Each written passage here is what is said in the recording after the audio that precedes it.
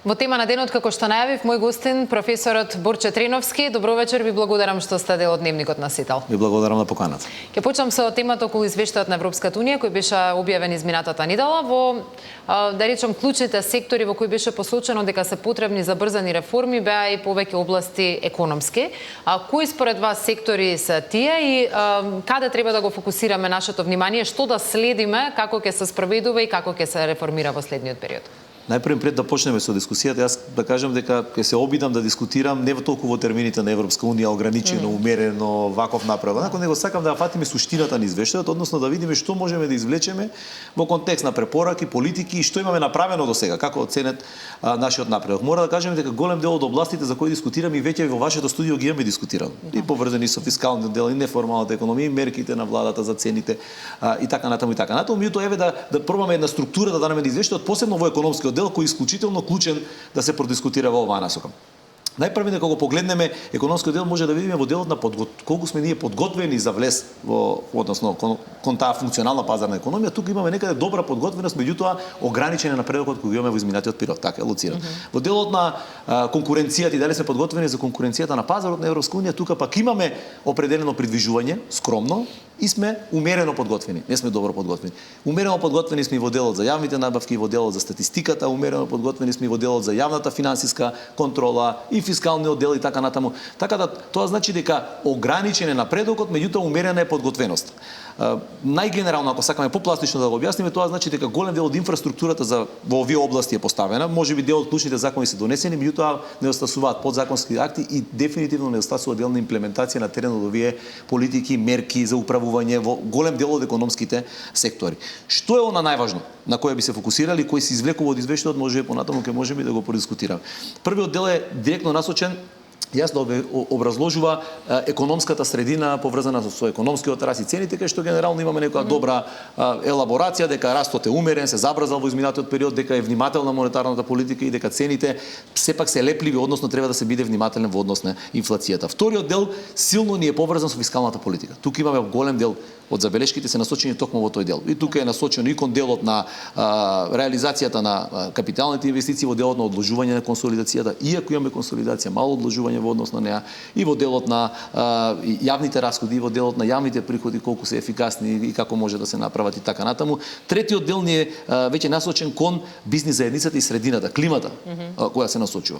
Тука е спомната и неформалната економија, спомната и правната регулатива и така натаму. Значи спомната е бизнис заедницата и во некоја форма на кој начин тој сектор може да се подобри. Понатаму е спомнат пазарот на труд, образованието, пред се средното стручно образование. На крај е спомната инфраструктурата, дека потребно е поголема инвестиции во инфраструктурата, во кои инфраструктурни објекти, зошто каснат определени инфраструктурни проекти, иако е ветено дека ќе се исполнат, и на крај се завршува некаде од оние економска серија на реформи, односно теми за кои би дискутирале јавната финансиска контрола, односно ревизијата внатрешна, надворешна, односно мониторингот на целиот јавен систем. Ќе се обидам неколку барем најважни од овие области да продискутираме во овој разговор. Ќе почнам со тоа каква слика дава извештајот во делот на економското управување, планирањето и извршувањето. Ова е најклучен дел на почетокот и таму ги сумира најчесто сите предизвици со кои се соочува нашата економија, односно нашата економска сфера. И таму почнува најпрвиот делот, односно фокусот е насочен кон одложувањето на имплементацијата на пример на законот за буџети.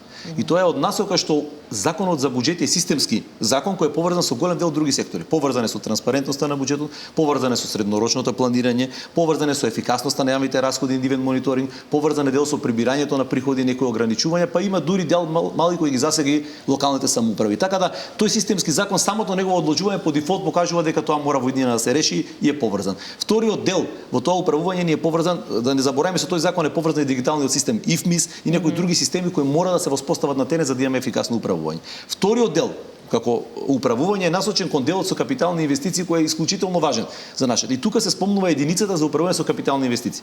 Владата ја најави долго време. Се зборува за таа единица подолг период. Законот е донесен, меѓутоа се уште нејзината имплементација, спроведување на терен подзаконски акти недостасува. Таа треба да ги следи, мониторира и да го зголеми ефикасноста на реализација на капиталните инвестиции кои сега се ниски. Понатаму е спомнат еден дел кој е поврзан со инфраструктурата, со користењето на средства од меѓународните финансиски институции. Значаен дел е поврзан и со неформалната економија. Можеме да спомнеме понатаму, односно имаме важечка стратегија, акцијскиот план се уште не е апдейтиран и не се спроведува доволно.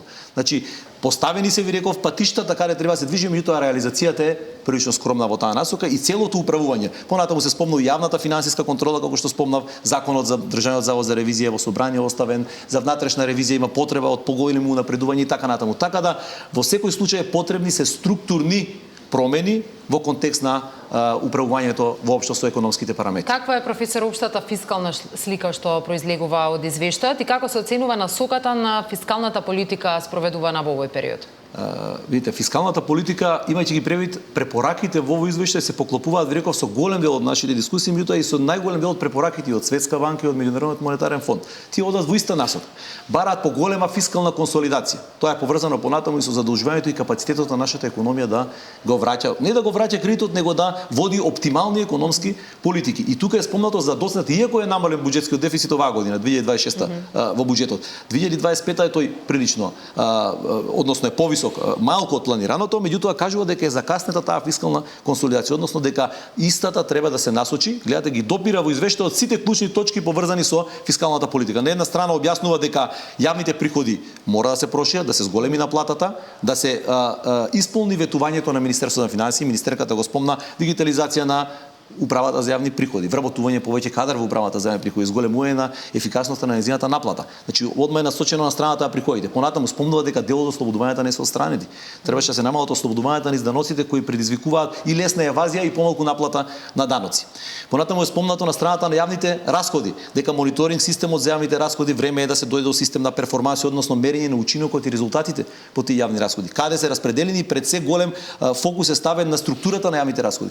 Пензии, плати, тековни расходи е наведено дека 2024 имаме 9% зголемување на тековните расходи, а 17% намалување на капиталните расходи со последниот ребаланс. Значи евидентирани се и приходите и расходите и е спомната одржливост, односно јавниот долг, кој збомнуваат дека 2024 дошол до кај 62%, имавме благо намалување во меѓувреме, меѓутоа објаснуваат дека е потребно на среден рок преку буџетскиот дефицит и политики да се внимава на висината на тој јавен долг, затоа што може да предизвика голем број последици. Ја споменавте неколку пати до сега неформалната економија и тоа што е потребно да се направи во овој дел. А што вели извештајот во делот на деловната клима и справувањето со неформалната економија и условите за работење на домашните компании и странските компании? Бизнис климата е едно од клучните делови. Интересно е тука е, иако сме умерено подготвени, утврдено дека има определен напредок во овој дел во извештајот. Она што е најважно првично кој го се фокусира точно на она што го спомнавте за неформалната економија. Ова го имаме дискутирано и повеќе пати. Таму стои некоја цифра од 38% од бруто домашниот производ, нашите пресметки покажуваат дека е 27%. Последни во нашата земја академски, меѓутоа тоа е 1/3, замислете, од целата економија. Замислете, тоа е некаде нашата проценка е дека ако се намали таа неформална економија, некаде за 1% поен ќе се зголеми растот. Ако е 3 може да стане 4 или 4,5, што покажува колку е таа значање. Тие кажуваат дека има определена стратегија, меѓутоа се уште не се видливи напорите, односно не се акцијскиот план и неговата операционализација се уште не е доволно видлива. И таа треба да биде значајно затоа што ги намалува и приходите во буџетот, ја намалува и конкуренцијата, влијае на деловната клима, на довербата во јавните институции, на бизнис секторот и така натаму. Значи, ја девалвира бизнис климата во значаен дел и ги намалува приходите, односно силината на буџетот од друга страна. Втората работа е насочена кон она што ни е добро познато е правната сигурност. Честите промени на регулативата, судските одлуги, неказнивост и така натаму, затоа што ние добро знаеме дека неизвестноста и неправедноста, односно е главен убиец на инвестиционата активност. И тука може и на странските инвестиции приливот, меѓутоа и на домашната активност лесно може да ги ограничи и да направи проблем. Значи се фокусира на правниот дел, се фокусира и на администрацијата и на институциите кои треба да бидат во сервис на бизнис секторот, меѓутоа овие два сектори се од особено значајни. Уште еден дел да не го заборавам, а тоа е поврзан со бизнис климата и поврзано е со мерките.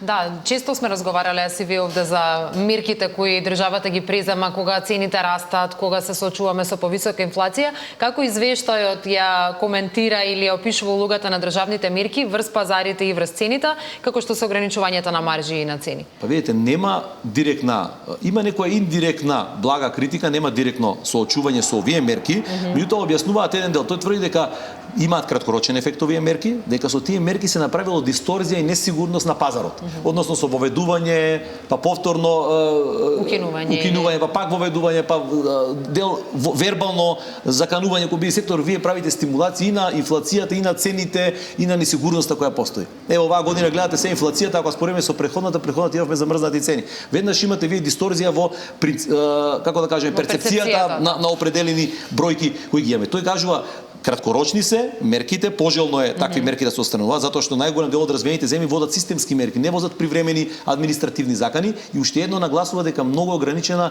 контролата на тие мерки. Значи и Агенцијата за заштита на конкуренцијата, меѓутоа и мерките за заштита на помошта и поддршката која се дава на различните сектори од државата, нема регистри и недоволно организиран. Значи точно не знаеме каде даваме, колку даваме и кој како го користи. Тој дел мора да се зајакне. Што вели извештајот во делот на пазарот на трудот? Ние знаеме со какви предизвици се соочуваме, какви се насоките, што може тука да направиме за да го подобриме? Пазарот на труд е една од точките кај што се објаснува дека имаме намалување на невработеност и имаме зголемување на вработеност. Значи има некој позитивен тренд на движење на пазарот на труд и покрај глобалните нарушувања и така натаму, дека беа зголемени приходите, платите и така натаму, значи имаме некој позитивно приложување, меѓутоа се објаснува дека дури имаме зголемување на активноста, односно имаме повеќе активно население, имаме помала невработеност, меѓутоа во контекст на младачката невработеност е некаде околу 29%, што е исклучително висока, значи вработеноста кај младите треба да се работи и голем дел фокус е ставен на дисмеч, односно несовпаѓање на образовниот процес и на профилите кои се нуат со побарувачката на пазарот на труд. Кажано е дека има напредок во средното стручно образование и така натаму, тоа е особено корисно и дигитализацијата има определен напредок и го пофалуваат тој дел, меѓутоа во делот на доволна поврзаност на образованието и потребите на пазарот на труд имаме сериозен јас. Ќе се префрлам на една друга актуелна тема. За во петок е веќе закажана комисиската расправа за буџетот за 2026 година. Како ја оценувате генералната структура на овој документ?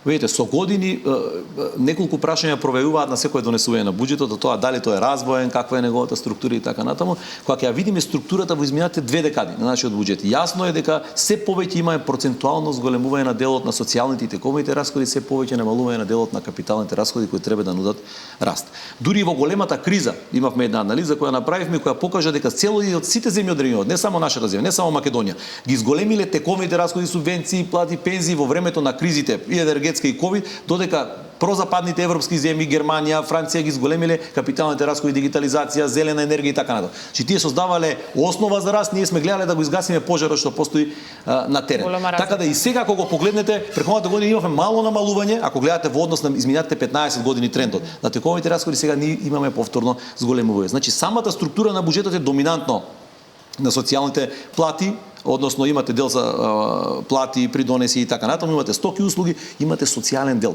кој е прилично значаен и има значајно зголемување, имате околу 10% капитални инвестиции. Повторно тврдиме, растот, односно капиталните инвестиции се клучни за стапката на раст, а тековните расходи пред се во услови на кризи, кога сакате да го забрзате растот, тие успоруваат динамиката на промени и дискрецијата која овозможува буџетот. Ајде ќе започнам со приходната страна. Колку се реални проекциите во овој дел, особено за растот на дануците и придонесите? Има ли простор државата да ја зајакне приходната база преку подобра наплата, борбата со сивата економија за која што зборувавме или пошироки некои структурни реформи кои може да се направат? Видите, приходната страна е клучна.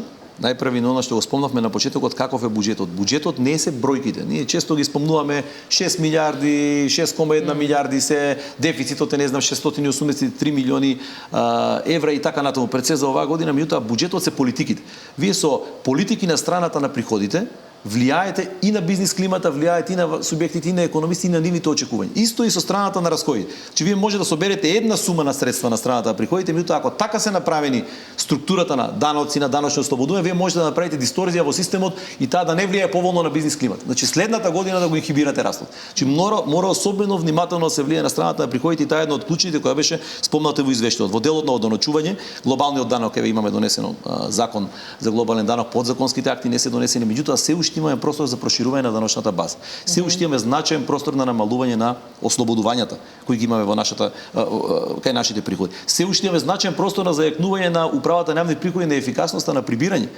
Верувајте, се уште голем дел на човечки ресурси фалат во управата за јавни приходи. Тие треба да се зајакнат, да се дигитализира, истата да се зголема инспекцијските служби на терен, и така натаму, така да приходната страна треба сериозни промени, тука и неформалната економија е на приходната страна. Самото намалување, регулирање на истата неформална економија би придонесла да се зголеми, зборуваме за значајна сума на средства, значи една четвртина еве третина од буџетот, значи дополнителни значајни приходи ќе се соберат во буџетот, меѓутоа тие се системски промени кои треба да ги направат Министерството за финансии, управата за јавни приходи, Министерството за труд и социјала и сите други институции и владата. Тоа треба да биде приоритетно на што го спомнавме приходната страна. Особено е важно да спомнеме еден дел, пошто приходната е врзана со расходната. Имавме едно истражување кое покажа на 1 денар вложен во приходи, зголемени приходи, прибрани, ние зголемуваме за 1,2 расходите. Значи ние не се раздолжуваме, него ние уште повеќе ги зголемуваме расходите. Имаме една таква тенденција. Значи и тој дел треба да се внимава како се примени, како се евидентирани и оние кои не се оданочени, не се влезени во системот да ги стимулираме да влезат. Ајде за расходната страна и оваа година, како што рековте, таа е доминирана од трошењата за плати, за пензии, за други социјални трансфери, административни трошоци. Како ја оценувате ефикасноста на оваа структура и дали државата добива вистинска вредност за парите кои ги троши? Ова е вистинско прашање, едно од клучните прашања што е веќе време да се отвори, дали добиваме вистинска вредност за парите и нашите расходи. Се уште сме на нивото толку расходи за ова, меѓутоа ако ефектот е минимален, сумата на расходи не е важна.